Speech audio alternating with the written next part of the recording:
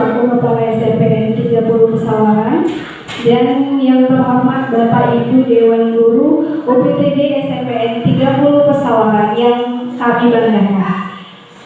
Tabik pun.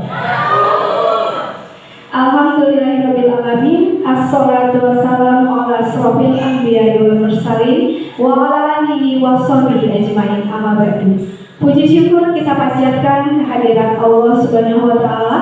Berkat rahmat dan karunia-Nya lah kita masih diberi kesempatan berupa kesehatan untuk dapat bersama-sama menghadiri diseminasi penerapan budaya positif, penyebaran pemahaman dan penerapan budaya positif di lingkungan UPTD SMPN 30 Pesawaran bersama kami calon guru penggerak angkatan 9 Kabupaten Pesawaran. Salawat serta salam tidak lupa kita haturkan pada junjungan kita Nabi besar Muhammad Sallallahu Alaihi Wasallam beserta keluarga, sahabat dan para pengikutnya hingga akhir zaman. Baiklah Bapak Ibu yang berbahagia, pertama-tama kami ucapkan terima kasih untuk kehadirannya dalam acara diseminasi penerapan budaya positif ini. Tentunya saya di sini tidak sendiri.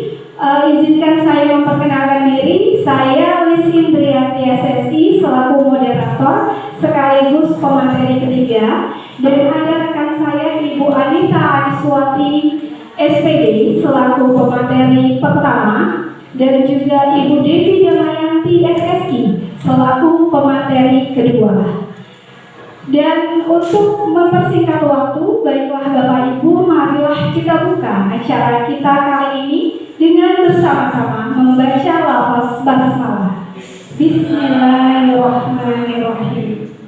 Acara selanjutnya rasanya tidak elok kalau kami tidak meminta sedikit kata dari Ibu Leli Fitriuna untuk memberikan sedikit sambutan agar acara kita tentunya berjalan dengan lancar ya. Dan tentunya tadi kita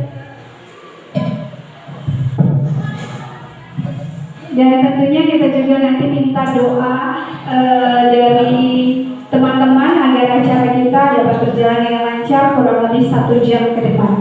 Baik, kepada Ibu Leli Fitriuna dipersilakan. Baiklah, terima kasih.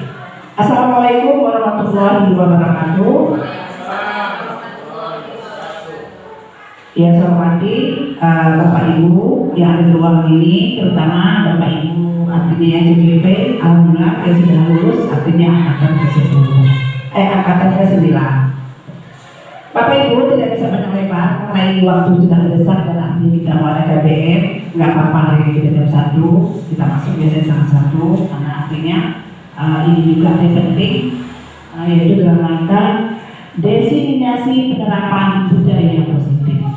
Artinya kita itu harus cari yang positif, jangan negatif. Bapak Ibu, hari ini kita buka acara ini dengan melepaskan basmalah. Bismillahirrahmanirrahim. Kita buka acara ini yaitu dalam rangka diseminasi penerapan budaya positif. Kita buka hari ini yaitu hari Senin tanggal 23 Oktober 2023. Semoga berjalan lancar, sukses yang kita inginkan. Amin amin ya rabbal alamin. Kita buka acara ini yaitu dengan 23 Oktober 2023. Semoga berjalan dengan lancar, sukses yang kita inginkan. Amin amin ya rabbal alamin. Kita buka acara ini yaitu dengan Bismillahirrahmanirrahim. Amin. Wassalamualaikum warahmatullahi wabarakatuh.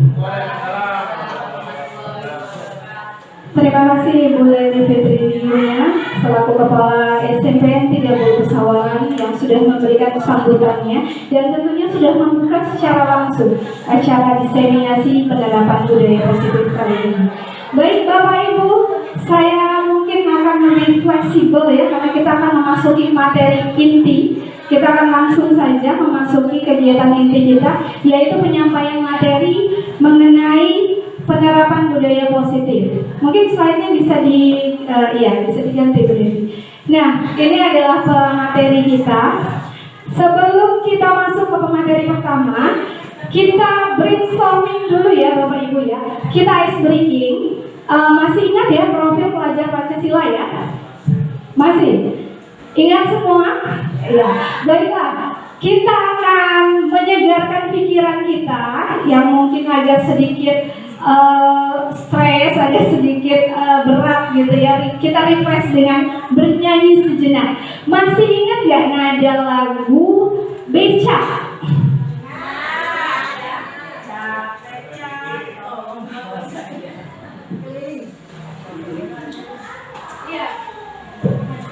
Baik ya, kita mulai menyanyikannya, kita langsung bisa menyanyikannya bersama-sama ya Bapak Ibu ya.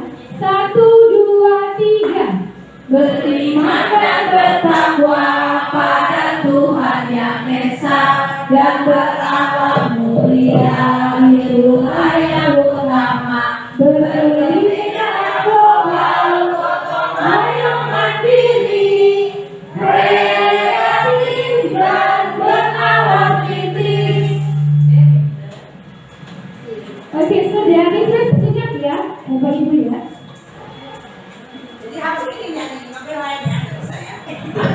Ini lagu yang akan kita dengungkan ke anak-anak, jadi mereka akan teringat selalu mengenai profil pelajar Pancasila.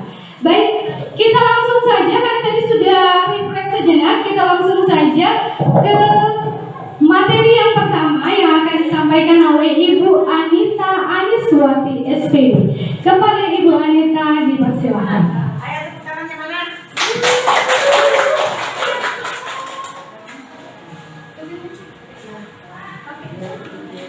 Semangat.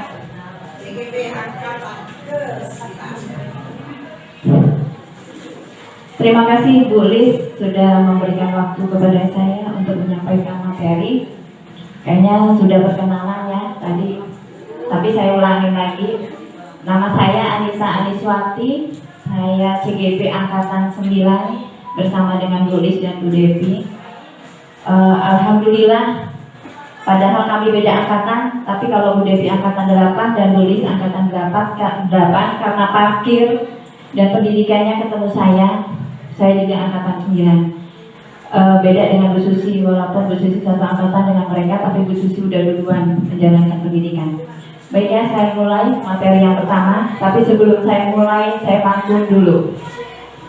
Hujan tiba, bunga menguntung. Cakep. Enak sambil makan ketupat. Cakep. Saya ucapkan Assalamualaikum. Semoga presentasi ini bermanfaat. Doakan guru-guru 30 ini jadi guru suara. Amin, amin, amin, amin. Materi yang pertama yaitu tentang konsep budaya positif. Konsep budaya positif itu yang pertama yaitu ada perubahan paradigma belajar, yang kedua disiplin positif, yang ketiga nilai-nilai kebajikan, yang keempat motivasi perilaku manusia. Jadi nanti masing-masing materi nanti disampaikan oleh kami 3 CGP. Yang pertama yaitu perubahan paradigma belajar, disiplin positif dan nilai-nilai kebajikan, itu saya yang menyampaikan. Insya Allah untuk materi yang lain itu nanti ada pemateri yang kedua dan pemateri yang ketiga. Yang pertama, next, Bu Devi. Paradigma, pembelajaran dengan paradigma baru. Pembelajaran dengan paradigma yang baru merupakan pembelajaran yang berorientasi pada penguatan kompetensi dan pengembangan. Pembelajaran paradigma baru, yaitu pembelajaran dengan paradigma baru merupakan pembelajaran yang berorientasi pada penguatan kompetensi dan pengembangan karakter yang sesuai dengan profil pelajar Pancasila. Sedangkan tadi pada ice breaking itu ada yang profil pelajar Pancasila, itu yang pertama yaitu beriman dan bertakwa pada Tuhan yang Esa, yang kedua berakhlak mulia, yang ketiga berkebinekaan global, gotong royong, mandiri, kreatif, dan bernalar kritis. Next, Bu Devi. Miskonsepsi tentang teori kontrol. Jadi di situ ada gambar, ibaratkan ada dua orang. Jadi ada yang pertama ilusi guru mengontrol murid. Dalam arti kalau guru itu mengontrol murid, kalau gurunya tidak disiplin, muridnya tidak disiplin, itu guru yang akan mengontrol. Pertama dengan cara teguran. Yang kedua yaitu ilusi bahwa kritik membuat kita bersama menguatkan karakter. Jadi tadinya murid tadi tidak disiplin, kita panggil, setelah itu kita nasehatin, kita bawa ke ruangan tersendiri, bukan ruangan yang ramai, karena murid itu punya perasaan. Jadi bukan guru saja yang menjadi kalau kata bahasanya, saya yang berkuasa, enggak. Jadi kita di kelas juga mengajar kalau tidak ada murid kita tidak berfungsi. Betul ya Bapak Ibu ya? Jadi kita untuk menguatkan karakter. Jadi karakter siswa itu seperti apa? Jadi itulah yang tentang teori kontrol. Terus ilusi bahwa penguatan positif, efektif, dan bermanfaat. Jadi setelah kita panggil anak muridnya, kita nasehatin, akhirnya berfungsi bagi siswa tersebut. Selanjutnya ilusi bahwa orang dewasa berhak itu untuk memaksa. Jadi itu tuh bukan dalam arti hal pemaksaan kita, bahwa anak murid harus begini, tapi tidak. Jadi apa yang itu sepadan. Jadi gurunya mau seperti apa dengan cara ngobrol dengan anak muridnya akan seperti apa. Jadi akan ketemulah nanti ujung-ujungnya dengan kesepakatan ataupun menjadi dengan keyakinan. Next, Bu Devi. Profil pelajar Pancasila yang tadi sudah saya sebutkan, yaitu beriman dan bertakwa kepada Tuhan Yang Maha Esa, berakhlak mulia, berkebinekaan, gotong royong, mandiri, kreatif, dan bernalar kritis. Jadi beriman dan bertakwa pada Tuhan yang Maha Esa. Jadi bertakwa itu kita ajarkan anak murid itu bagaimana beriman dan bertakwa. Contoh kalau kita setiap pagi, karena kita sekolahannya masih di daerah kan berarti kita masuk siang, berarti sholat zuhur. Kalau misalnya anak muridnya sudah sholat di rumah, ketemu dengan sholat asar, kita sholat asar. Tapi itu tidak dilakukan secara bersama-sama karena emang lokal kita tidak ada. Jadi kita lakukan itu secara bergantian.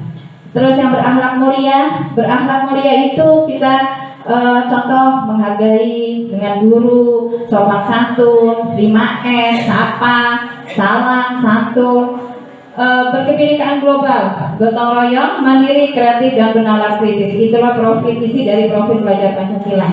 Next, Bu Devi. Mengubah paradigma, stimulus respon ke pendekatan teori kontrol.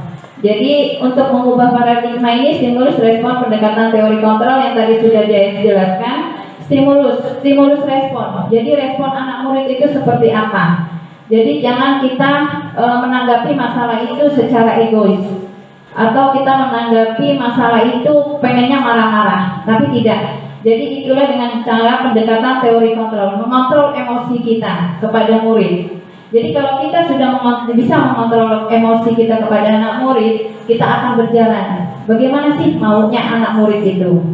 Tapi bukan dalam arti kita mau disemena-menain sama anak murid, tidak. Tapi karena adanya obrolan berdua dengan anak murid yang bermasalah itu, makanya sekitar kita bisa mengontrol emosi. Lanjut.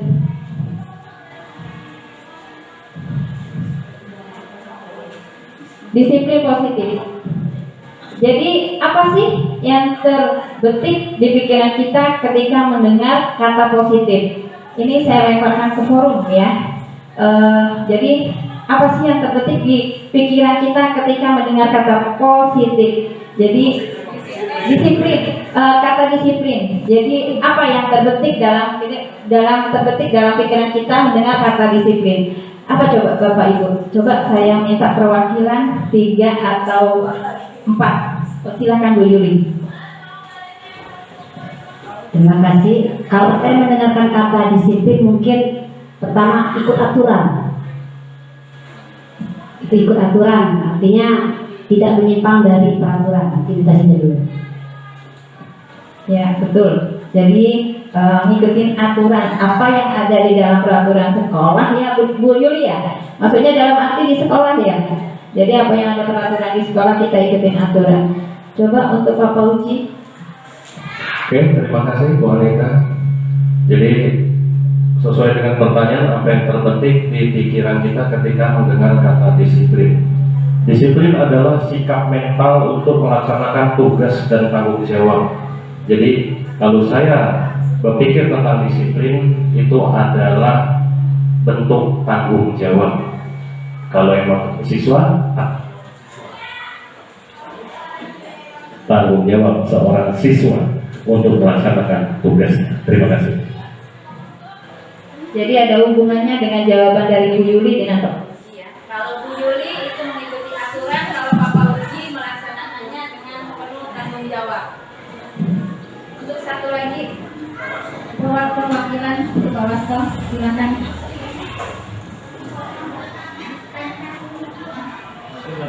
Sama ya. Karena di sini ada taat dan patuh pada aturan. Taat dan patuh pada aturan. Oke, taat dan patuh pada peraturan. Kayaknya sama dengan jawabannya dengan Bu Yuli ya. Taat dan patuh dengan terhadap peraturan dan dilaksanakannya dengan penuh tanggung jawab. Jadi itulah apa yang terbetik dalam pikiran kita ketika mendengar kata disiplin. Disiplin itu tuntutan. Jadi tuntutan gimana caranya kita itu mengikuti aturan. Setelah kita ikuti aturan itu, kita laksanakan dengan penuh tanggung jawab. Apa yang kita lakukan, itulah yang kita tanggung jawabkan. Makna kata disiplin dalam budaya yang selama ini sudah kita lakukan. Makna kata disiplin dalam budaya yang selama ini sudah kita lakukan, disiplin dimaknai menjadi sesuatu yang dilakukan seseorang kepada orang lain untuk mendapatkan kepatuhan. Jadi apa yang disampaikan jawabannya oleh Bu Yuli dan Pak Wasto dan Pak Pauji itu untuk mendapatkan kepatuhan. Jadi patuh terhadap aturan tersebut. Yang kedua, kita cenderung menghubungkan kata disiplin dan ketidaknyamanan hukuman. Taat tertib, patuh pada peraturan.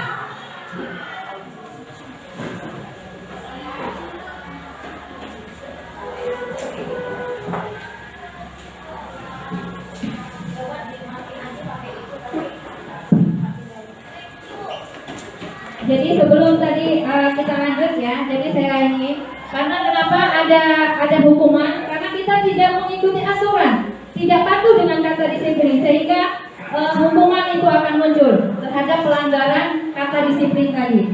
Lanjut. Disiplin menurut Yani Gosek. Disiplin berasal dari kata disiplin, yang artinya belajar. Kata disiplin juga berasal dari kata disiplin, atau murid ataupun pengikut. Hal ini mengandung arti untuk menjadi seorang murid, seseorang harus paham alasan mengapa mereka mengikuti ajaran atau mengapa mereka belajar sesuatu, sehingga motivasi yang terbangun adalah motivasi intrinsik. Artinya motivasi yang berasal dari dirinya sendiri. Jadi itu motivasi yang berasal dari dirinya sendiri. Oh, bagaimana saya harus cara disiplin? Bagaimana harus mentaati peraturan tersebut agar tidak dihukum? Contoh, misalnya datang terlambat. Siswa yang datang terlambat, sedangkan di situ sudah ada peraturan di sekolah, datang terlambat mendapatkan hukuman. Jadi kalau kita datang terlambat itu ada hukumannya. Nah itulah makanya dibilang tadi kenapa ada hukuman, karena dia melanggar dari kata kesepakatan kita disiplin. Lanjut. Dengan kata lain, disiplin diri mempelajari bagaimana cara kita mengontrol diri dan menguasai diri untuk memilih tindakan yang mengacu pada nilai-nilai yang kita hargai. Yang kedua, seseorang yang memiliki disiplin diri berarti mereka bisa bertanggung jawab terhadap apa yang dilakukan dilakukan karena mereka berdasarkan pada nilai-nilai kebajikan universal. Jadi nanti muncul nilai-nilai kebajikan universal, yaitu nilai-nilai kebajikan yang kita buat dalam arti kesepakatan guru-guru. Nilai-nilai kebajikan apa yang akan diterapkan kepada siswa?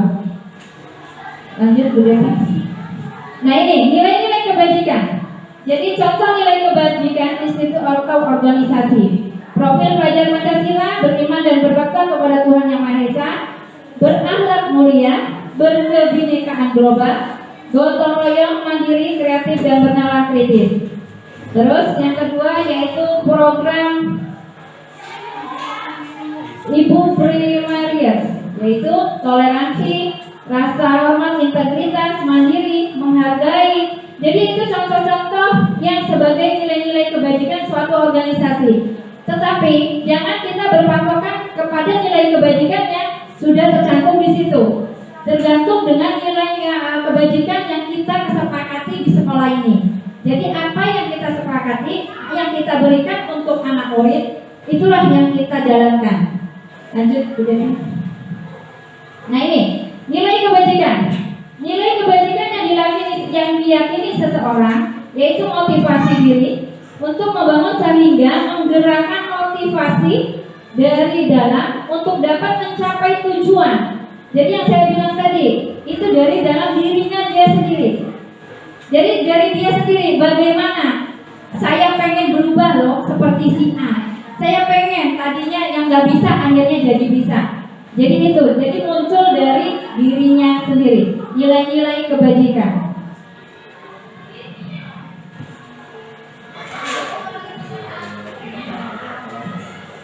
Nilai-nilai apa yang bisa Anda rasakan? Jadi saya kembalikan lagi ke forum. Nilai kebajikan apa yang selama ini Bapak Ibu rasakan? Selama ini menghadapi siswa kita di sekolah, murid kita di sekolah, nilai apa kebajikan apa yang Bapak Ibu rasakan? Saya untuk tanyakan ke forum. Silakan Ibu Susi. Nilai apa yang kebajikan apa yang dirasakan yang disampaikan kepada murid?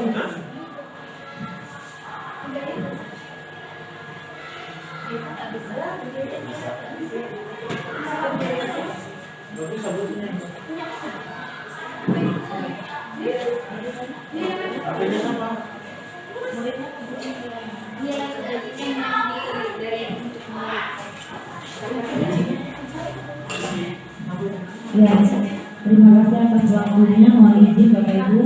Jadi nilai-nilai kebajikan yang sudah saya rasakan dari murid, salah satunya adalah nilai kepatuhannya, nilai karakter berketuhanannya, lalu budaya-budaya baiknya, budaya positifnya, antara lain disiplin tadi sudah terbentuk. Mungkin memang harus perlu ditingkatkan lagi.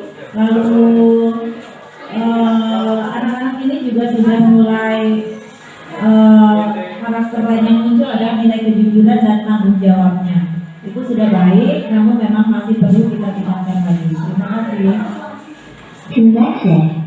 Terima kasih Bu Susi. Untuk selanjutnya, kayaknya untuk guru BK. Soalnya ini untuk menangani suatu permasalahan pasti dengan kata disiplin untuk murid. Itu saya minta untuk guru BK Bu Mega, nilai kebajikan apa?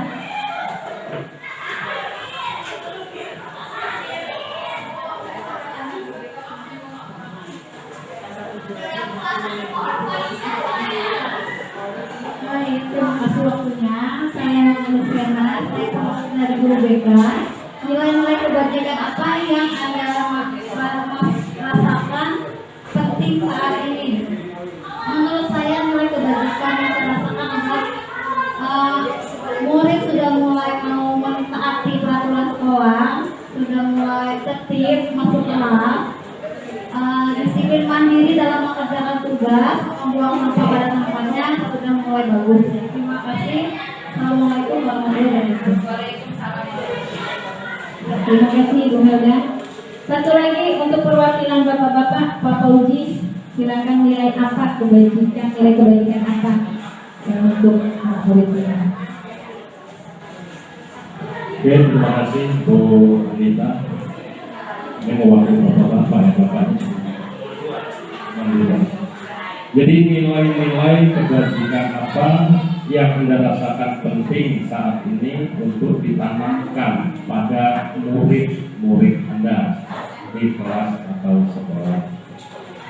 Yang jelas, nilai-nilai kebajikan tentunya ini berkaitan dengan salah satunya adalah kedisiplinan, kemudian bentuk rasa tanggung jawab terhadap sekolah, sehingga apabila murid itu melaksanakan suatu kedisiplinan, bentuk tanggung jawab dan lain-lain, nah tentunya kita sebagai guru ini akan merasakan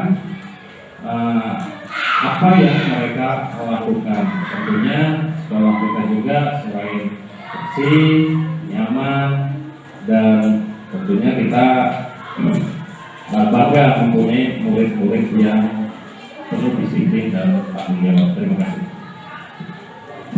Terima kasih Pak Fauzi yang sudah mewakili bapak-bapaknya di sini ya. Jadi nilai yang namanya nilai kebajikan itu nilai yang terserah dari gurunya itu kepada anak muridnya. Jadi misalkan anak muridnya bersifat mandiri, membuang sampah pada tempatnya. Jadi kenyataannya itu menimbulkan kesadaran diri. Jadi kalau ada sampah, kalau memang itu dia sadar ada sampah, pasti dia diambil gitu, diletakkan di kotak sampah. Alhamdulillah, jadi itu dengan kesadaran diri, makanya nilai kebajikan murid terhadap apa yang ada kesepakatan di dalam kita yang peraturan di sekolah dengan meningkatkan kedisiplinan. Jadi kita akan membudayakan disiplin positif yang ada di sekolah. Baiklah, itu materi yang pertama dari saya. Cukup sekian. Saya akhiri. Wabillahi taufiq wal hidayah. Wassalamualaikum warahmatullahi wabarakatuh. Terima kasih Bu Anita Aniswati yang sudah menyampaikan materi pertama ya, tadi terkait budaya positif, paradigma baru, kemudian nilai-nilai kebajikan dan juga apa itu disiplin positif. Selanjutnya agar kita refresh kembali mungkin ya, mau refresh kembali? Iya. Bagaimana kalau kita refresh kembali dengan tepung P5? Bapak Ibu masih ingat tepung P5? Iya, mungkin Ibu Yuli bisa bantu ya untuk tepung P5 ya. 1, 2, 3. Tepung P5, proyek penguatan profil pelajar Pancasila. P5, yes, mantap, luar biasa, hebat. Oke. Baik, selanjutnya mungkin kita langsung saja agar waktu kita efisien ya. Sudah fresh lagi ya Bapak Ibu ya. Siap menerima materi kedua? Ya. Maksudnya siap menerima materi dari pemateri kedua ya. Kalau materinya sih banyak banget. Baik, langsung saja kepada Ibu Devi Damayanti SFI. Kita silakan.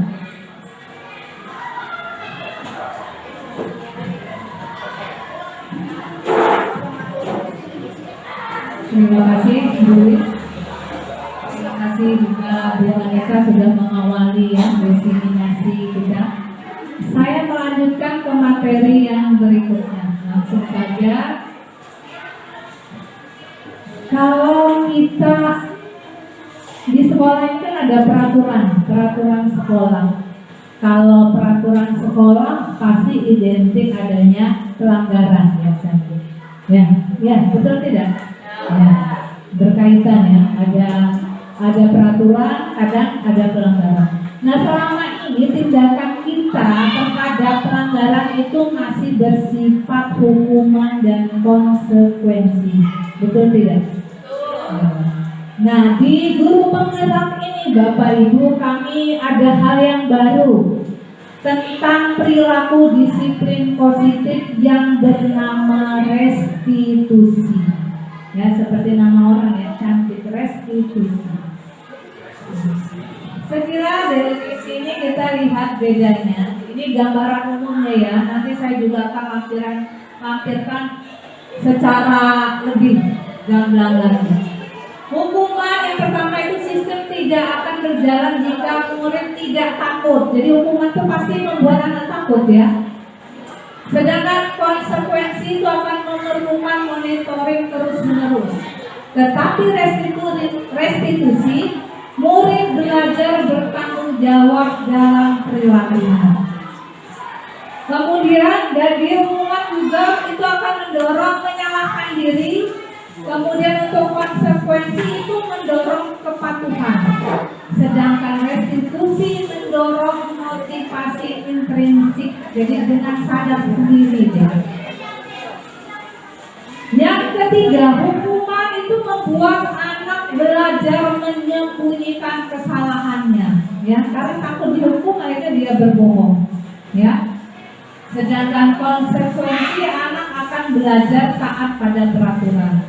Kemudian restitusi, anak belajar memecahkan masalah. Di dalam peraturan juga untuk hukuman peraturan dibuat oleh guru, betul tidak? Ya, yang membuat peraturan itu hukuman itu pasti gurunya. Sedangkan kalau konsekuensi itu anak akan belajar, ada kesepakatan kelas ya. Jadi nggak kita buat sendiri. Kalau konsekuensi sudah ada kesepakatan kelas dengan antara guru dan murid. Sedangkan di restitusi ini kebalikannya. Restitusi peraturan dibuat oleh murid. Jadi murid yang membuat peraturan. Ini mencolok sekali ya perbedaannya antara hukuman, konsekuensi, dan restitusi. Kemudian hukuman itu mencoba mengontrol anak dengan penguatan negatif. Kalau konsekuensi mengontrol anak dengan penguatan yang positif. Restitusi, anak paham bahwa dirinya sendiri yang memegang kontrol. Oke. Ini nanti untuk restitusi itu akan lebih dijelaskan oleh Bu Lis bagaimana cara kita restitusi sosial.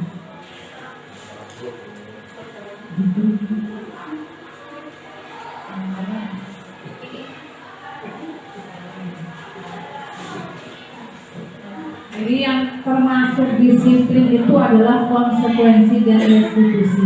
Ini konsekuensi dan restitusi itu masuk identitas sukses. Sedangkan hukuman itu identitas gagal. Ya. Sini lebih jelas lagi dari yang tadi bahwa hukuman itu sesuatu yang menyakitkan harus terjadi. Kalau konsekuensi sesuatu harus terjadi, restitusi merupakan pilihan. Kalau hukuman tidak nyaman untuk murid dalam waktu jangka panjang, mungkin dia trauma dengan hukuman. Tapi kalau konsekuensi dia tidak nyaman dalam jangka waktu yang pendek. Restitusi menguatkan murid dalam jangka waktu panjang. Jadi menguatkan, kata-kata menguatkan, sedangkan hukuman konsekuensi membuat anak tidak nyaman.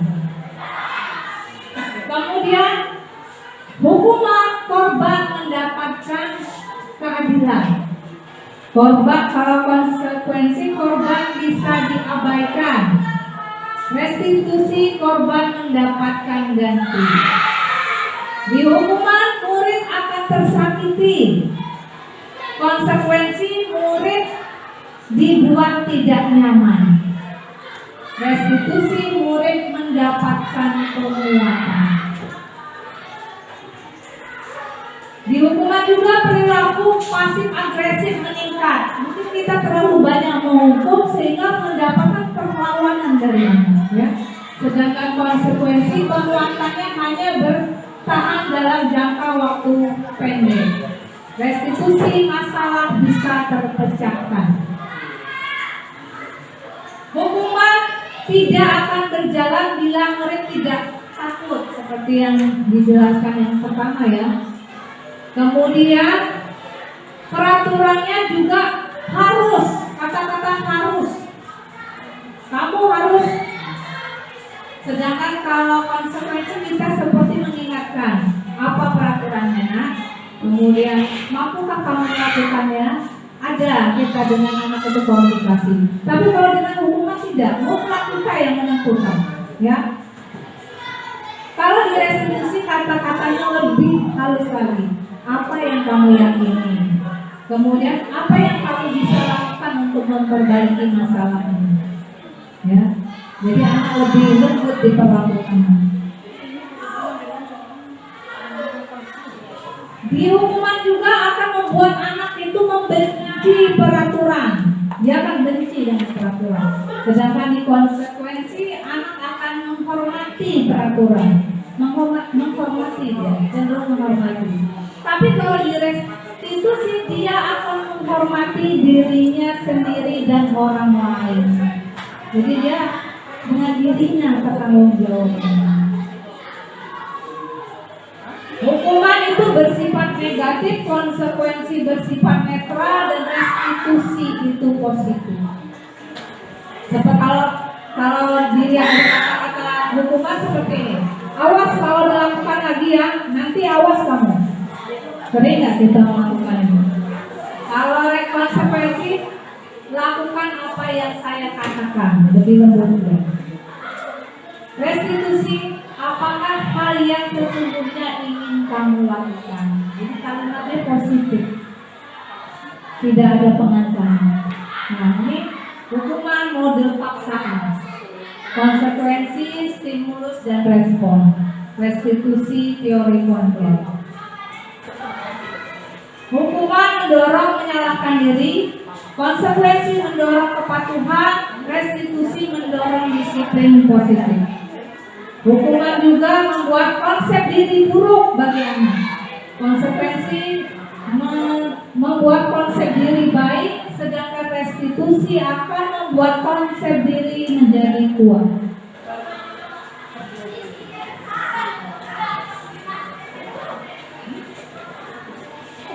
Hukuman, murid akan menyembunyikan kesalahannya karena takut dihukum, ya seperti tadi, dia takut, hanya berbohong. Konsekuensi anak akan taat peraturan, kemudian restitusi anak belajar memecahkan masalah. Dampaknya pada murid dengan hukuman, dia akan marah, merasa bersalah, rendah diri, karena mengasingkan diri. Jadi kalau dihukum anak itu kan berdampak seperti itu. Ini ya, marah dia dalam hati. Sedangkan konsekuensi, dia akan kehilangan hak, ya, lebih cenderung penahanan, dia menahan diri, nggak melawan. Kalau ini kan berontak, marah. Sedangkan restitusi, murid tidak kehilangan waktu, namun bersemangat untuk memperbaiki diri.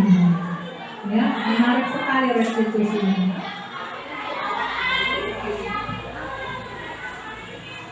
Kemudian untuk hukuman, tiba-tiba tidak diharapkan, tiba-tiba dia ya.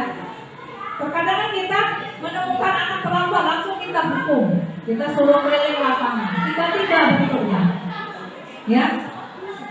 Kemudian tidak diharapkan, mereka tidak berharap terlambat itu mereka diberi hukuman, tidak diharapkan. Kemudian sangat melukai, jadi hukuman itu sangat melukai, Bapak Ibu. Sedangkan konsekuensi sudah diketahui, jadi mereka sudah tahu kalau konsekuensi. Contohnya, kalau terlambat maka mereka akan menyapu halaman. Sepakatannya seperti itu. Ini sudah diketahui oleh mereka, itu konsekuensi. Tapi kalau restitusi berupa undangan untuk mengadakan restitusi, jadi mereka sendiri akan merestitusi dirinya sendiri.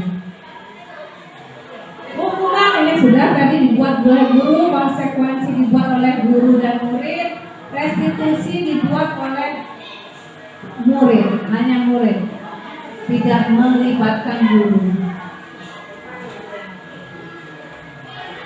Ya, itu gambaran umumnya tentang hukuman, konsekuensi, dan restitusi. Sudah bisa mulai membedakan Bapak Ibu?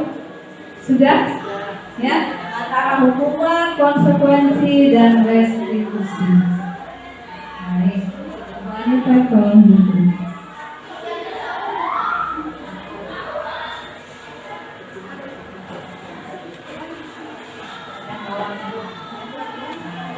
Sekarang saya ada pertanyaan ke Bapak Ibu.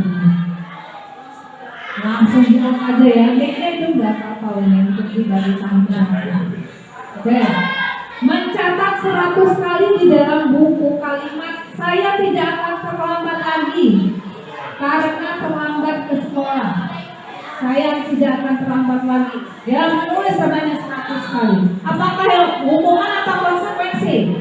Bu Rida? Bu Susi konsekuensi. Bu Rida? Bu Ingin? Hukuman. Oke, lanjut. Lari mengelilingi lapangan basket 2 kali karena terlambat hadir ke sekolah. Hukuman.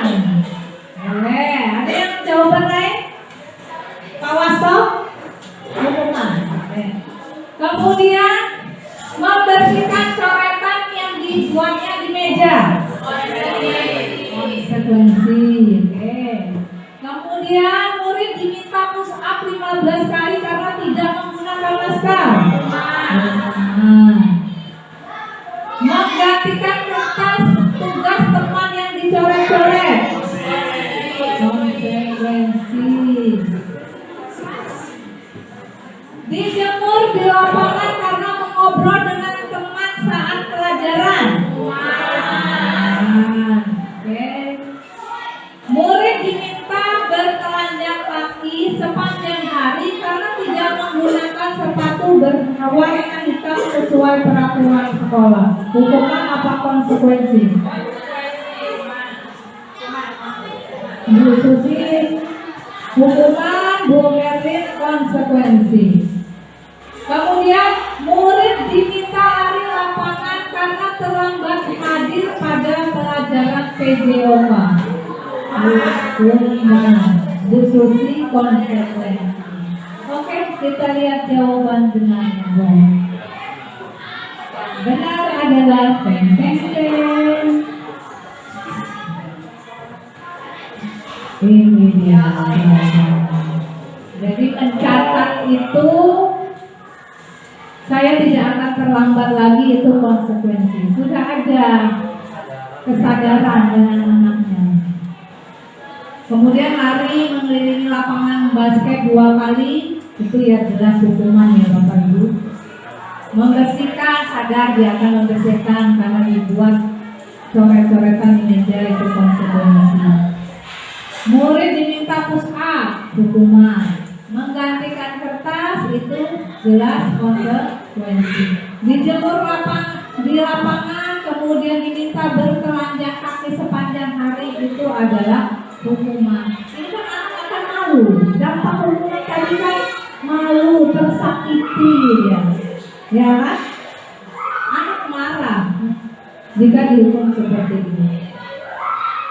Kemudian murid diminta lari keliling lapangan karena terlambat hadir pada PJOK. Ini sudah ada kesepakatan sehingga ini adalah konsekuensi.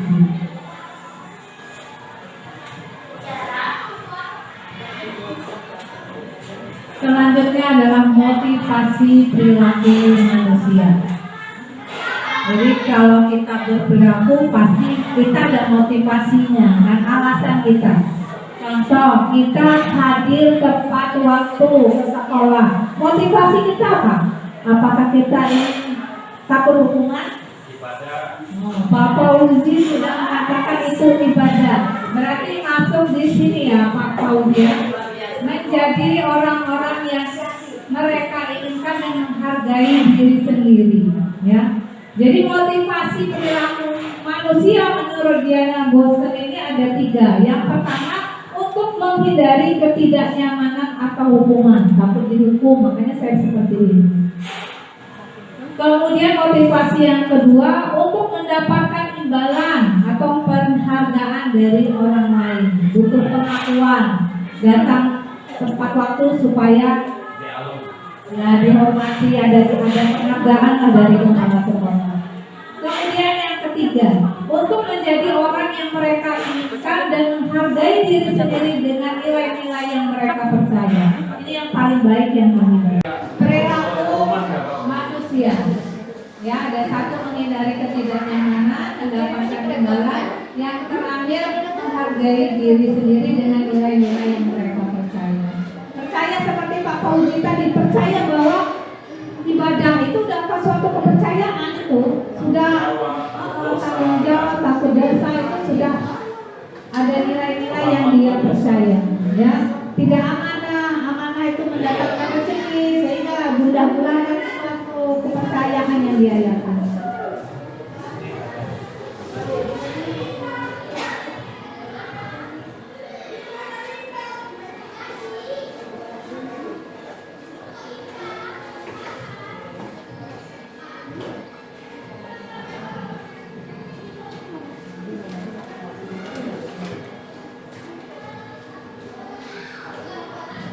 Sesuatu yang lagi mengejutkan setelah kami mengikuti guru penggerak ini Bapak Ibu.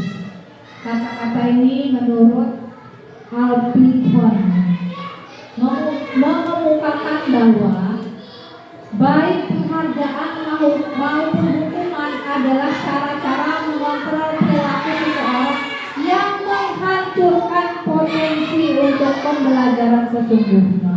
Ini sangat mengejutkan kami, ya. Biasanya kan kita selalu memberikan penghargaan kepada seseorang. Ternyata penghargaan di sini itu bersifat negatif, Bapak. Penghargaan itu justru menghancurkan juga potensi untuk pembelajaran sesungguhnya. Alasannya apa? Ini alasannya. Karena penghargaan memiliki pengaruh jangka pendek dan jangka panjang. Penghargaan tidak efektif. Penghargaan dapat mengurangi ketepatan, menurunkan kualitas, mematikan kreativitas, dan penghargaan dapat merusak hubungan. Contohnya seperti ini. Ketika anak sudah bisa mengerjakan soal yang kita tawarkan, nah karena kita memberikan hadiah kepada anak yang bisa, kita abaikan anak yang tidak bisa. Ya tidak.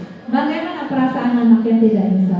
Ya udahlah, biarkan aja, yang maju itu aja, ya kan? Kreativitas anak akan menurun, dia tidak akan lagi mengerjakan. Ya sudah, itu aja kok yang pasti dia dapat hadiah. Ya, mereka terabaikan, merusak kita hubungan kita. Kita hanya fokus dengan anak yang bisa, mereka tidak. Itu jeleknya penghargaan. Ternyata penghargaan di sini, kami di CGP itu sangat terkejut, ya, bahwa penghargaan itu bersifat negatif.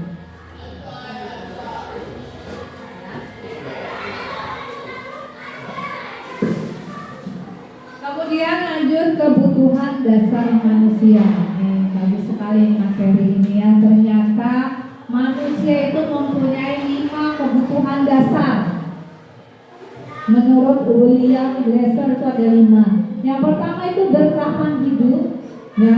Pasti kita punya kebutuhan dasar bertahan hidup, seperti kita butuh makan, butuh tidur, ya tidak. Kemudian kita butuh juga namanya kasih sayang dan rasa diterima, ya, betul tidak Pak Wasto? Ya. Kemudian kita kadang pengen bebas, ya, kita juga pengen bebas. Kemudian kita juga pengen kesenangan, butuh kesenangan.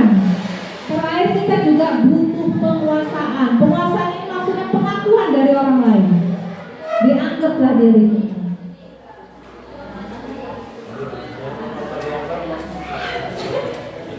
Coba dilihat, ini ada kasus kebutuhan dasar. Ibu Ambar butuh wali kelas 2A di SD Pelita Hati. Sedang bingung menghadapi ulah salah satu murid di kelasnya, Doni.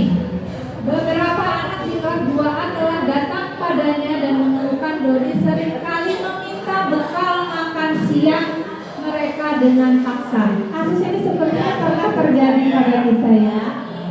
Jika Anda menghadapi situasi seperti Ibu Ambar, apa yang akan Anda lakukan? Menurut Anda kira-kira apa alasan Doni melakukan hal itu? Gimana Pak Fauzi? Pernah ini terjadi. Jadi anak itu mengambil paksa makan, dimakan malah, bukan mengambil tapi dimakan. Apa alasan Doni kira-kira melakukan ini? Adakah kebutuhan dasarnya yang tidak tidak terpenuhi? Ada. Apa kebutuhan dasar yang tidak terpenuhi? Kasih sayang. Ini ada kata-kata makan. Makan. Dia mencuri bekal makanan. Bertahan hidup. Ingin makan itu kan udah sifat manusia untuk mempertahankan hidupnya, harus makan. Kemudian ada kasus lagi nih, Bimo, seorang anak TKB selalu berlari keluar kelas menuju jalan raya di depan sekolahnya yang ramai dengan kendaraan. Tindakannya membuat guru Bu Ani bingung dan seringkali lari mengejarnya. Ada beberapa kemungkinan jawaban yang diberikan Bimo. Ini kira-kira kita bisa bayangkan ya? Bimo ini mau ngapain sih sebenarnya? Apa alasannya? Kebutuhan dasarnya pasti ini tidak terpenuhi ya. Nah, kalau jawaban Bimo, aku sedang main-main kejar-kejaran ibu guru, seru. Ini kebutuhan dasarnya apa? Kesenangan. Aku bosan belajarnya gitu-gitu aja. Berarti dia pengen apa? Kebutuhan dasar kan tadi kan ada 5.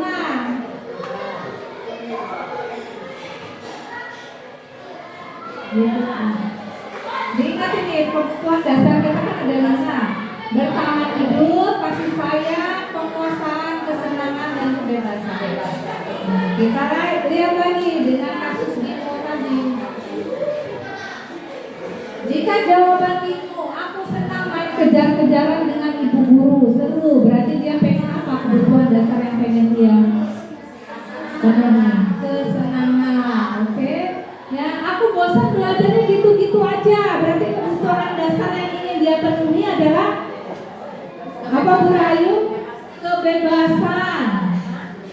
Ibu guru sibuk, padahal aku pingin main sama ibu guru. Nah, kasih sayang kata Bu Lina. Kalau Bimo menjawab, aku udah ngerjain tugas, tapi sama bu guru malah belum dilihat. Berarti dia butuh apa? Penguasaan atau pengakuan. Kita cek jawaban kita ya. Pintar-pintar ya guru SMP 30. Jadi untuk aku senang main kejar-kejaran, berarti kebutuhan dasar yang ingin dipenuhi Bimo adalah kesenangan. Aku bosan, berarti dia ingin kebebasan. Ibu guru sibuk, aku ingin main sama bu guru. Dia ingin rasa diterima dan diberi kasih sayang. Aku udah mengerjakan tugas tapi ibu cuek, gitu kan? Berarti dia ingin pengakuan, penguasaan atas dirinya. Bisa dipahami 5 kebutuhan dasar manusia. Kita bayangkan dengan murid kita di SMP Negeri 30. Kebutuhan dasar mereka yang mana yang tidak terpenuhi? Kasih sayang, kebebasan.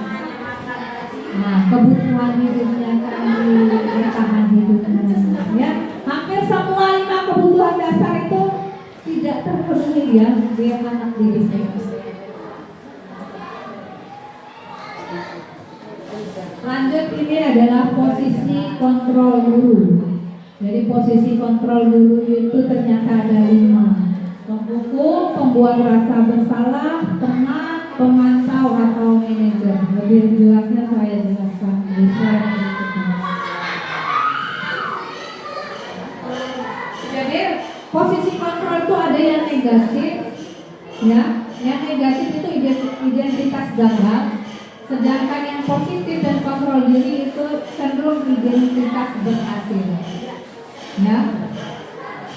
Perilaku posisi kontrol guru tadi ada 5, penghukum, pembuat orang merasa bersalah, teman, pemantau, dan manajer. Hal yang keempat ini, penghukum, pembuat orang merasa bersalah, teman, dan pemantau itu motivasi eksternal, datang dari luar. Tapi kalau yang manajer ini adalah motivasi intrinsik dari dalam, ya. Lebih jelasnya lihat di sini.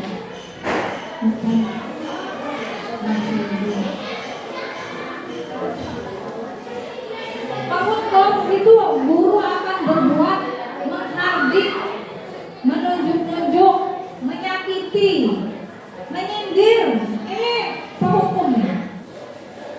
Membuat orang merasa bersalah, guru berceramah menunjukkan kekecewaan yang mendalam. Posisi sebagai teman membuat akrab, membuat alasan-alasan untuk murid-muridnya. Pemantau menghitung dan mengukur, sedangkan manajer mengajukan pertanyaan-pertanyaan. Ini tindakan gurunya ya. Sedangkan kalau dilihat dari perkataannya, kalau hukuman guru akan berkata, kalau kamu tidak melakukannya, saya akan. Ini adalah penghukum. Kalau pembuat merasa bersalah, maka kata-kata gurunya, kamu sudah mengecewakan ibu bapak. Itu dia membuat anak merasa bersalah. Kalau sebagai teman, lakukan untuk bapak atau ibu, ya sudah, nanti bapak ibu bantu bereskan. Jadi dia perilakunya seperti teman. Pemantau, dia hanya mengingatkan kepada peraturan. Apa peraturannya? Ayo, apa konsekuensinya? Apa yang telah kamu lakukan? Apa yang terjadi sekarang? Dia hanya mengingatkan aja. Sedangkan untuk posisi manajer, dia akan menanyakan apa yang kita yakini. Apa kamu meyakini hal-hal tersebut? Kalau kamu meyakininya, maukah kamu memperbaikinya? Kalau kamu memperbaikinya, jadi kira-kira hal tersebut akan menggambarkan apa tentang dirimu. Jadi anak dibuat sadar sendiri. Alhasilnya, kalau seorang guru penghukum akan memberontak siswanya, berdendam, menyalahkan orang lain. Kalau pembuat merasa bersalah, anak akan menyembunyikan, akan menyangkal berbohong. Sebagai teman, dia akan ketergantungan dengan kita. Sebagai pemantau, dia akan menyesuaikan bila diawasi. Jadi kalau diawasi, baru dia berbuat baik. Sedangkan posisi manajer, dia akan menguatkan karakter atau watak. Dari 5 posisi kontrol ini, yang paling ideal adalah posisi manajer. Sekarang saya tanya, Bapak Ibu dari 5 posisi ini sudah sebagai apa di sekolah? Apakah penghukum, pembuat orang merasa bersalah, teman, pemantau, atau sudah manajer? Bu Yuli? Penghukum. Bu Merlin? Pembuat merasa bersalah. Mak Uji?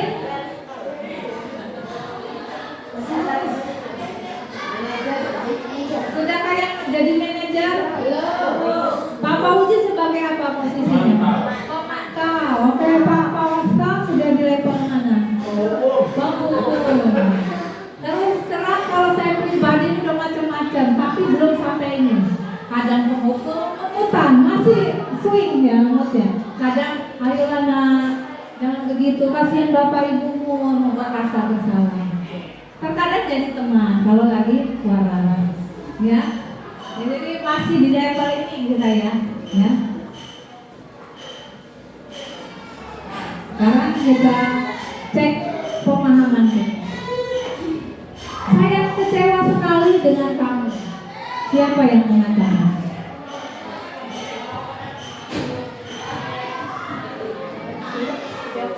Buat rasa bersalah posisinya sebagai apa? Posisi kan ya.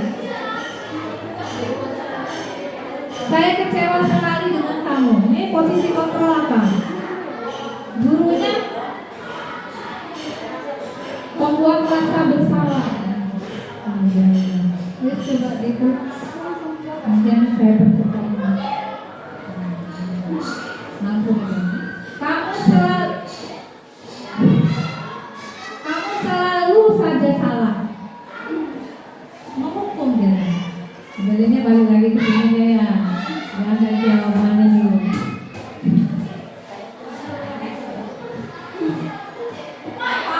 Kamu selalu saja salah. Menghukum. Selalu pasti salah lagi. Boleh? Oh iya. Selalu pasti selalu pasti selalu yang terakhir selesai. Menghukum. Oke. Ayo bantulah demi ibu. Teman kata Bu Yuli. Apa yang tulis ya?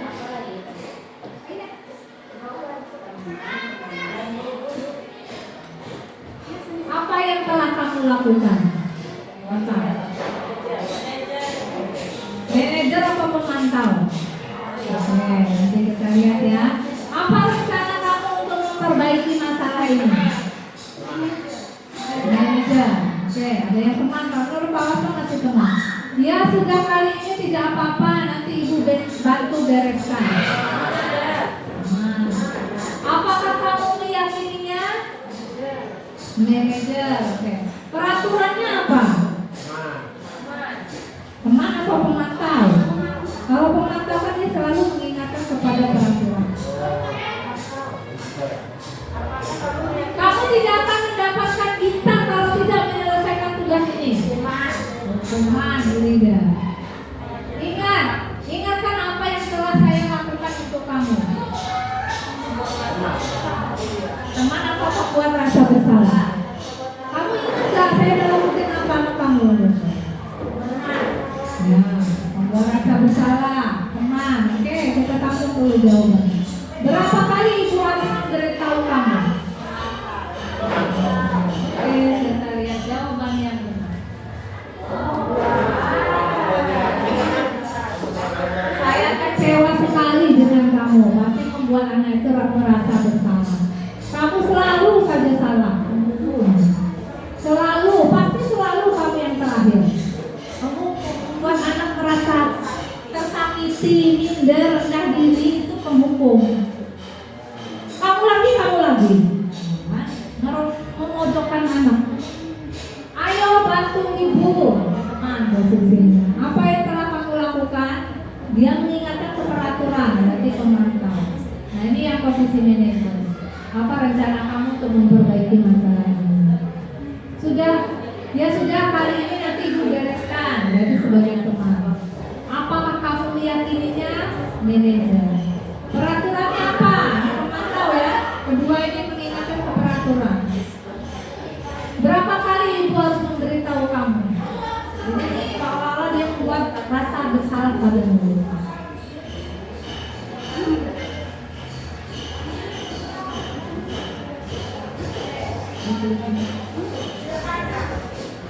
Bisa dipahami ya Bapak Ibu, 3 materi tadi: hukuman, penghargaan, restitusi, kemudian motivasi, perilaku manusia, kemudian 5 kebutuhan dasar manusia, yang terakhir adalah posisi kontrol guru. Ya, semoga ilmu ini bermanfaat dan kita kelak akan menjadi guru yang berada di posisi manajer. Bertahap-tahap ya, kita berusaha jadi guru di level manajer. Mungkin itu saja. Nanti akan dilanjutkan materinya tentang keyakinan kelas restitusi oleh guru. Cukup sekian dari saya. Wassalamualaikum warahmatullahi wabarakatuh.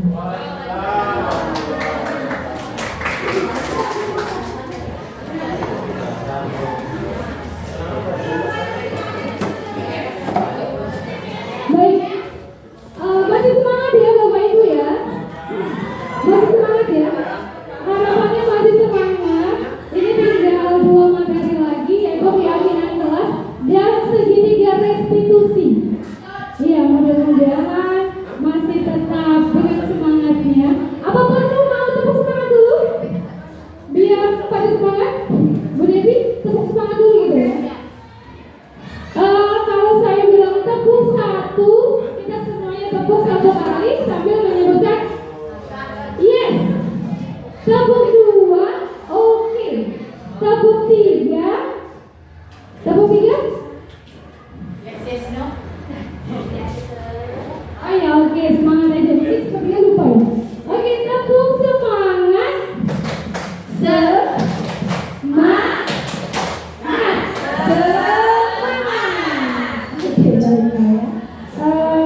Baiklah, ini mungkin materi kita yang mungkin sama-sama kita semua sudah memahami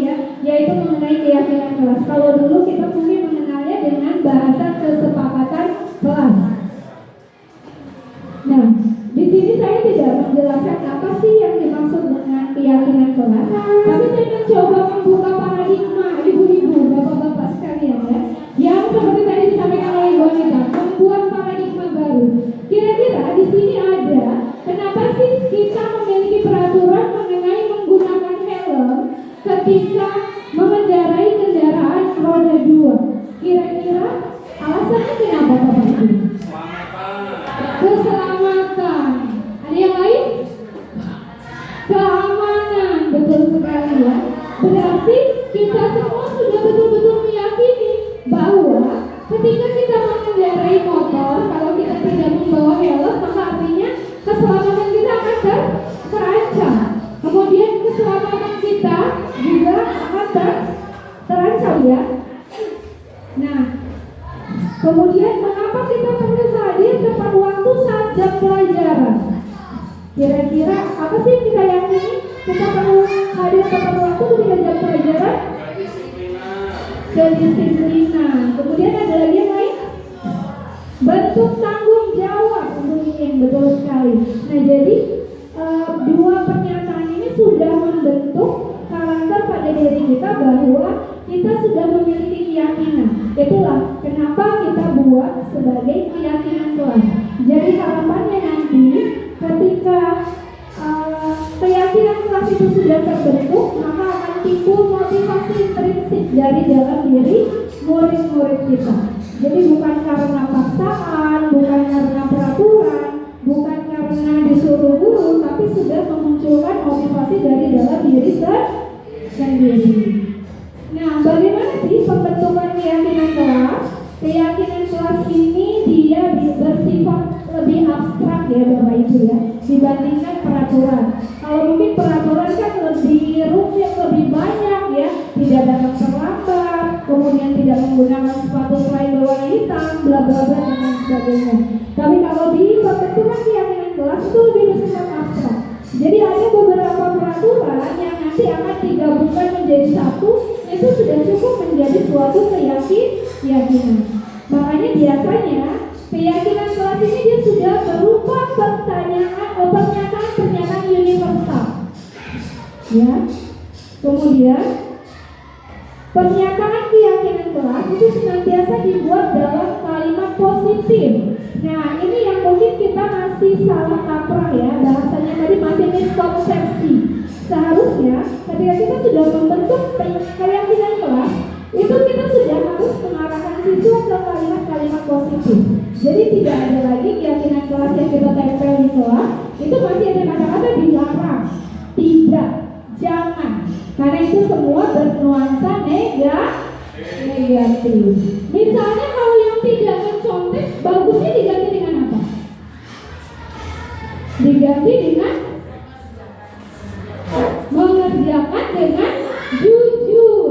Nah, itu kan lebih universal, kemudian lebih abstrak ya. Tapi dia sudah langsung mengenang. Oh iya, saya harus jujur. Tidak, berarti di situ tidak mencontek, tidak berbohong, tidak dan lain sebagainya sudah masuk ke area jujur tadi ya, Bapak Ibu ya. Kemudian selanjutnya, keyakinan kelas ini hendaknya tidak terlalu banyak sehingga dia mudah diingat dan dipahami oleh seluruh warga kelas. Jadi baiknya disarankan ketika membuat keyakinan kelas itu cukup 5. Misalnya 1, kita ambil poin tadi adalah menghormati dan menghargai sesama. Berarti kan di situ sudah dia tidak melawan guru, dia tidak akan berantem dengan teman, dia tidak akan melukai hati temannya karena sudah masuk ke dalam poin menghormati dan menghargai. Seperti itu ya, Bapak Ibu ya. Selanjutnya, keyakinan kelas ini hendaknya kontekstual sehingga dapat diterapkan di lingkungan tersebut. Artinya dia tidak melangit bahasanya, tapi bahasanya membumi sehingga kemudian dipahami oleh semua warga sekolah, warga kelas dan lain sebagainya. Selanjutnya di sini semua warga kelas hendaknya ikut berkontribusi dalam pembentukan keyakinan kelas. Jadi ada baiknya nanti kita memberi kesempatan kepada para murid kita untuk ayo kita hari ini akan membuat keyakinan kelas. Silakan kalian tulis di kertas-kertas kecil apa yang ingin kalian sampaikan ide-ide atau pendapatnya. Nanti akan ditempel di depan, lalu nanti tugas ibu guru akan menyortir mana yang masuk ke dalam pernyataan pernyataan universal yang mau diambil sebagai suatu keyakinan kelas. Paham ya? Oke. Selanjutnya, bersedia meninjau kembali keyakinan kelas dari waktu ke waktu. Ada baiknya setelah kita membuat keyakinan kelas, di sela-sela kita mau mengajar, kita ingatkan kembali. Dia semacam janji siswa yang sering kita ulang-ulang baca ketika upacara.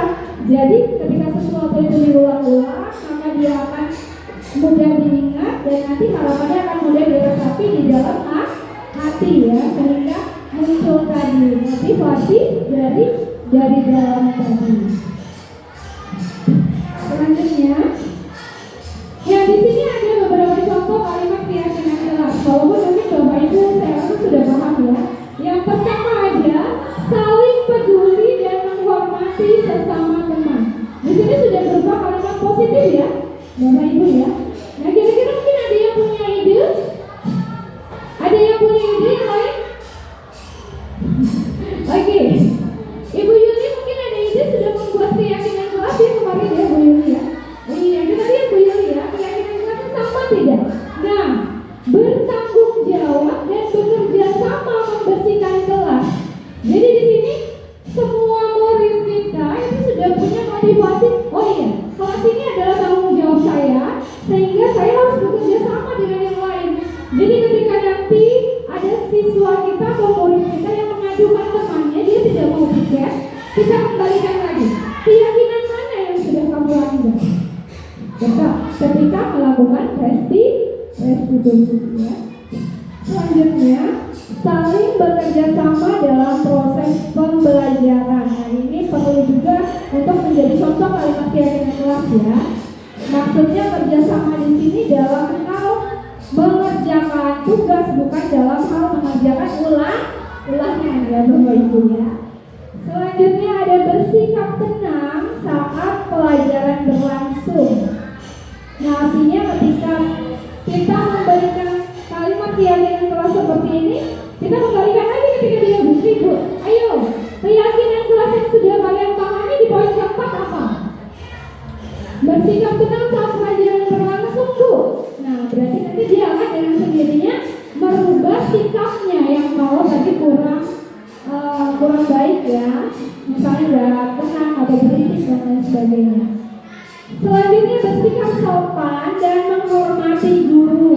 Nah ini mungkin hampir sama dengan poin yang di atas. Kemudian ada lagi, oh tidak ada lagi. Nah itu tadi ya Bapak Ibu mengenai keyakinan kelas. Saya yakin Bapak Ibu semua sudah bisa nanti mempraktekannya, membuat keyakinan kelas, dan harapannya bisa langsung diterapkan oleh murid-murid kita ya. Selanjutnya ini restitusi yang tadi merupakan hal yang baru mungkin ya di pikiran kita. Saya juga baru mendengar kata-kata restitusi ini ketika mengikuti kegiatan calon guru penggerak ini ya.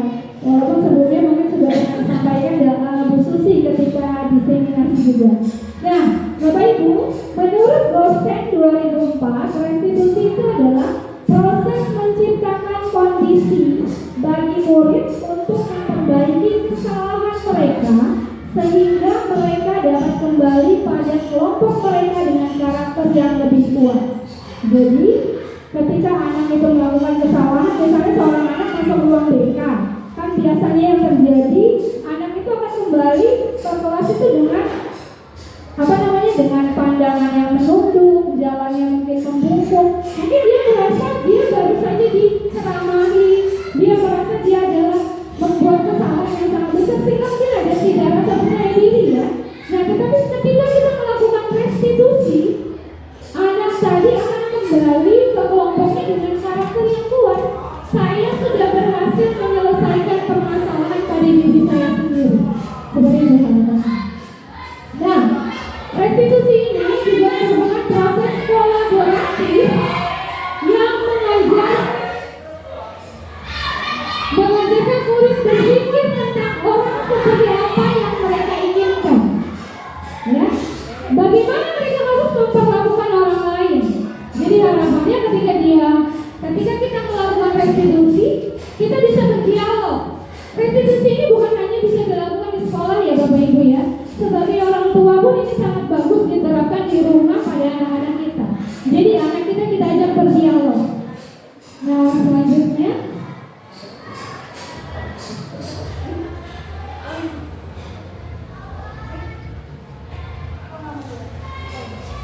nah ini ya Bapak Ibu ya, ciri-ciri restitusi. Yang pertama, restitusi bukan untuk menebus kesalahan, tetapi untuk belajar dari kesalahan. Selanjutnya, restitusi ini untuk memperbaiki hubungan.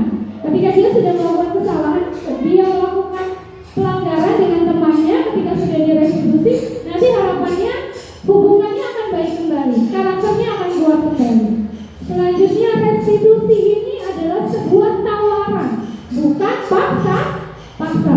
Jadi kita menawarkan suatu penyelesaian masalah, bukan kamu harus begini ya, kamu nanti harus begini ya, tidak seperti itu ya.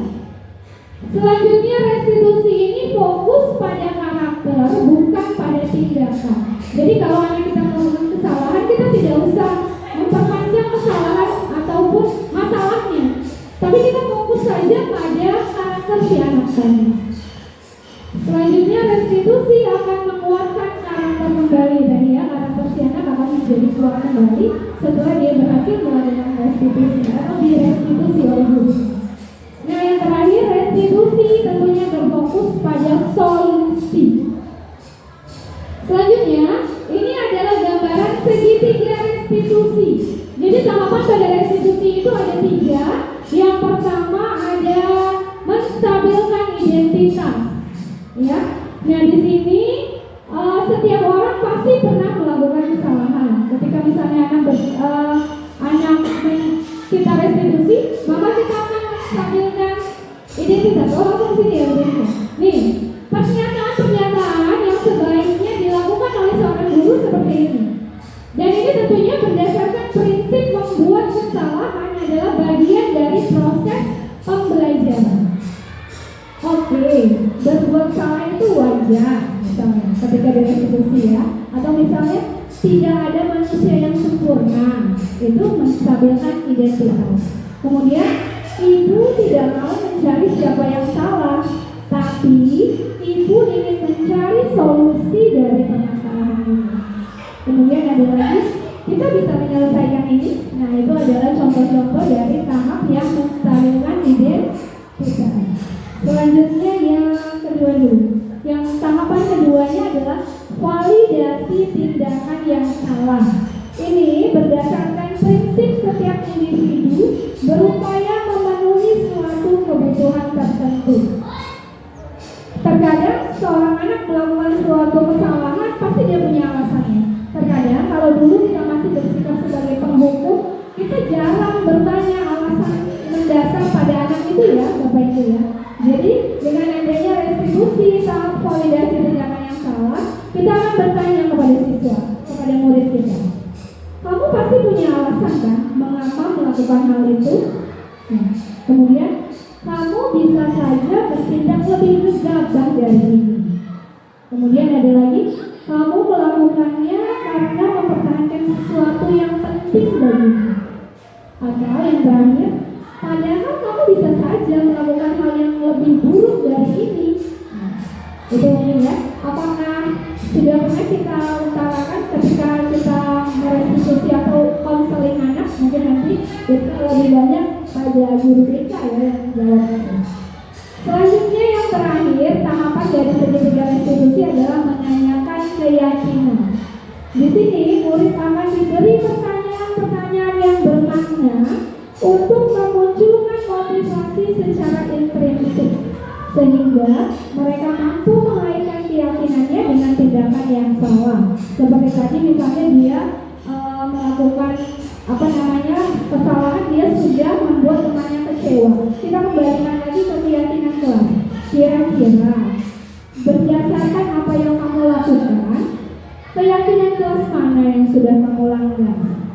Ya, sesuai tidak dengan keyakinan kelas yang sudah kita buat? Atau sesuai tidak dengan keyakinan kelas yang sudah kita sepakati?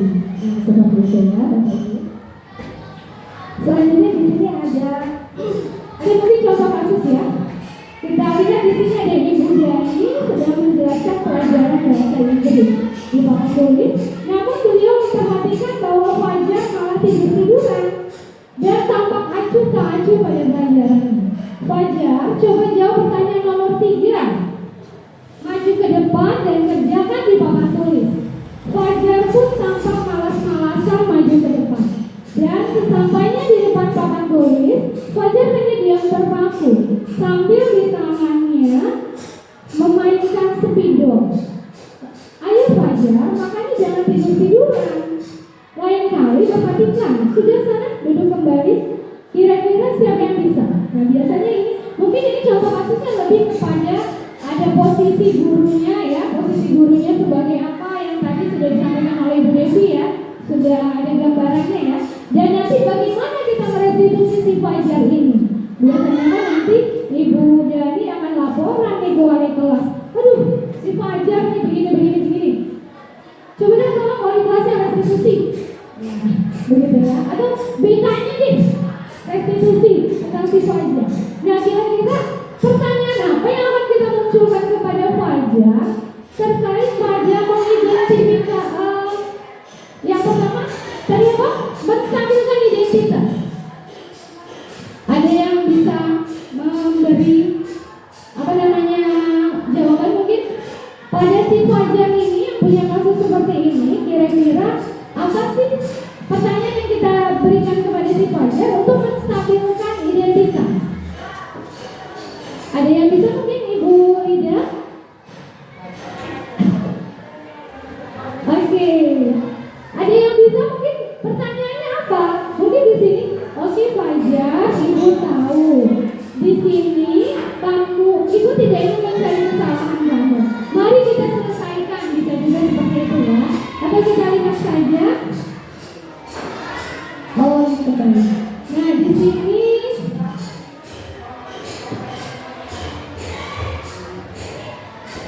Oh ini tadi masalahnya belum selesai ya Bu.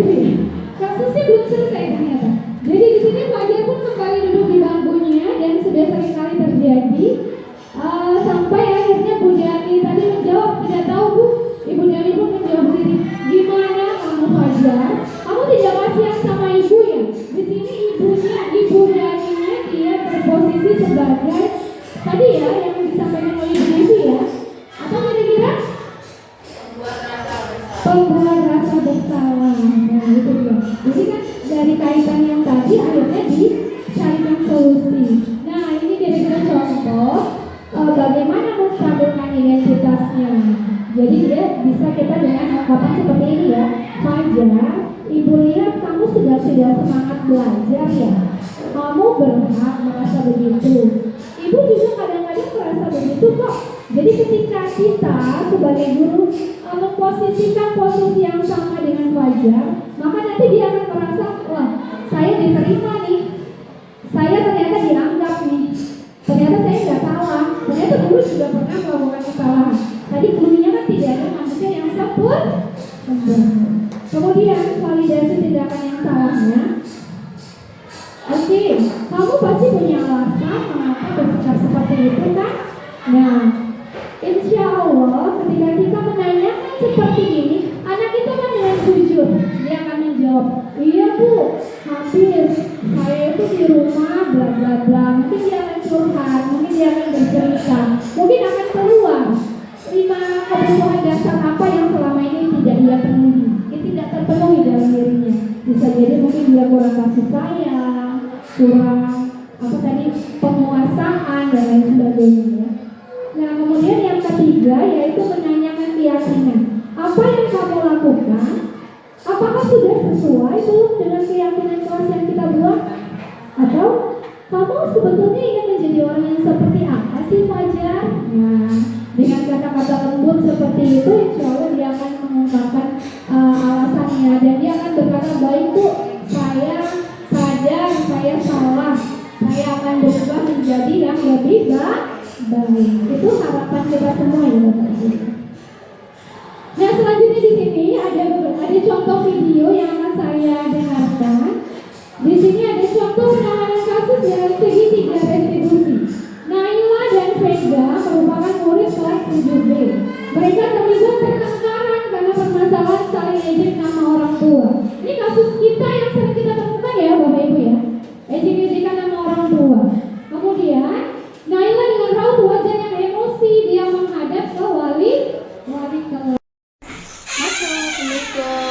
Waalaikumsalam. Silakan duduk Naila.